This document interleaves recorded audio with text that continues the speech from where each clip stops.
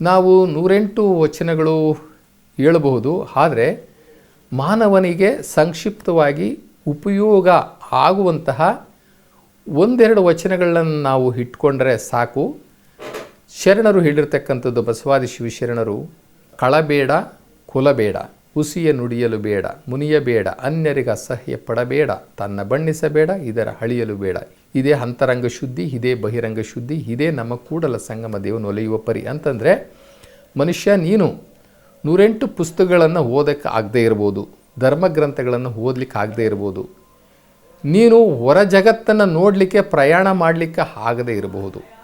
ನಿನ್ನ ಜೀವಮಾನದಲ್ಲಿ ಇಷ್ಟನ್ನು ಮಾತ್ರ, ಅಂದರೆ 7 ತತ್ವಗಳನ್ನು ಹೇಳ್ತಾರೆ, 7 ಕಮ್ಯಾಂಡ್ಮೆಂಟ್ಸ್. ಆ 7 ತತ್ವಗಳನ್ನು ಹೇಳ್ತಾರೆ. ಕಳಬೇಡ, ನೀನು ಯಾರ ಪರರ ವಸ್ತುಗಳ ಮೇಲೆ ನೀನು ಆಸೆ ಮಾಡಬೇಡ. ಕೊಲಬೇಡ, ಯಾವುದೇ ಹಿಂಸೆಯನ್ನು, ಯಾರಿಗೂ ಸಹ ಹಿಂಸೆಯನ್ನು ಕೊಡಬೇಡ. ಕಳಬೇಡ, ಕೊಲಬೇಡ, ಹುಸಿಯ ನುಡಿಯಲು ಬೇಡ, ಯಾವ ಕಾರಣಕ್ಕೂ ಸುಳ್ಳನ್ನು ಹೇಳಬೇಡ. ಮುನಿಯಬೇಡ, ಯಾರ ಮೇಲೂ ಮುನಿಸ್ಕೋಬೇಡ. ತನ್ನ ಬಣ್ಣಿಸಬೇಡ, ನಾನೇ ಗ್ರೇಟು, ನಾನೇ ಹೆಚ್ಚು ಅನ್ನುವಂಥ ಅಹಂಕಾರ ಬೀಳಬೇಡ. ನಿನ್ನನ್ನು ನೀನು ಕೊಚ್ಕೋಬೇಡ. ಇನ್ನು ಬೇರೆ ಇದರ ಅಳಿಯಲು ಬೇಡ. ಬೇರೆಯವರನ್ನು ಟೀಸ್ ಮಾಡಬೇಡ, ಬೇರೆಯವ್ರನ್ನ ಅಂಡರ್ ಎಸ್ಟಿಮೇಟ್ ಮಾಡಬೇಡ, ಬೇರೆಯವ್ರ ಮಾತಿಗೂ ಗೌರವ ಕೊಡು, ಬೇರೆಯವರ ಮನಸ್ಸನ್ನು ನೋಯಿಸಬೇಡ.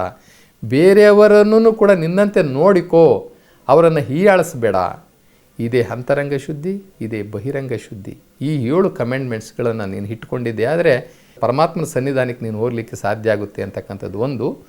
ಇನ್ನೊಂದು, ಪರಮಾತ್ಮ ಈ ಶರೀರದಲ್ಲಿ ಹೇಗಿದ್ದಾನೆ, ಯಾವ ರೀತಿ ಇದ್ದಾನೆ ಅನ್ನೋದಕ್ಕೆ ಒಂದು ವಚನ, ಚಿನ್ಮಯ ಚಿತ್ ಪ್ರಕಾಶ ಚಿದಾನಂದ ಲಿಂಗವೇ, ಎನ್ನ ಹೃದಯ ಕಮಲದಲ್ಲಿ ಬೆಳಗಿ ತೋರುವ ಪರಂಜ್ಯೋತಿ, ಎನ್ನ ಕರಸ್ಥಳಕ್ಕೆ ಅನುವಾದ ಧರ್ಮಿ, ಎನ್ನ ಕಂಗಳ ಕೊನೆಯಲ್ಲಿ ಮೂರ್ತಿಗೊಂಡಿಪ್ಪೆಯಪ್ಪ ಅಂಥೇಳಿ ಬಸವಣ್ಣನವರು ಹೇಳ್ತಾರೆ. ನಮ್ಮ ಈ 2 ಭುರು ಮಧ್ಯದಲ್ಲಿ ಈ ಕಮಲ, ಈ ಸಹಸ್ರ ಕಮಲದ ಒಳಗಡೆ, ಮೆದುಳೊಳಗಡೆ ನೀನು ಪರಂಜ್ಯೋತಿ ಸ್ವರೂಪವಾಗಿದ್ದೀಯಾ.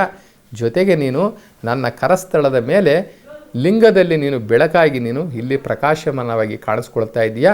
ಇಲ್ಲಿ ಪರಮಾತ್ಮ, ಇಲ್ಲಿ ಜೀವಾತ್ಮ ಇಬ್ಬರನ್ನು ಕೂಡ ನಾವು ಏಕಸ್ಥಾನದಲ್ಲಿ ನಾವು ಇಲ್ಲಿ ಕರಸ್ಥಳದಲ್ಲಿ ನಾವು ನೋಡ್ತಾ ಇದ್ದೀವಿ.